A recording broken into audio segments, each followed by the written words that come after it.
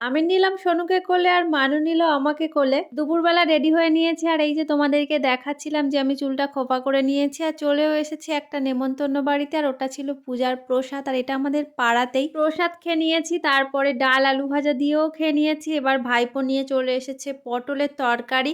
আর সম্পর্কে ভাইপো হলেও আমি অনেকটাই ছোট।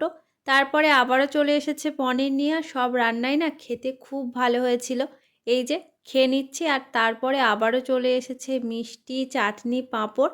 আর পায়েসটা আমি খাইনি, পায়েসও ছিল। চাটনির মধ্যে পাঁপড় ডুবিয়ে তোমরা কে কে খেতে ভালোবাসো গো? আমার তো খুবই ভালো লাগে। আর এই যে কালু, এরা খুবই বদমাশ, আমাদের ভুলুকে গিয়ে তাড়া করে। আর এখানে মা পুঁতেছিল দানা, সেখানে তো গাছ বেরিয়ে গেছে। আর এখানে কি হচ্ছে বলো তো? আমি তো মানুকে বলেছি আমাকে একটু কোলে নে, আর এদিকে সোনু আমাকে বলেছে দিদি আমাকে একটু কোলে নে।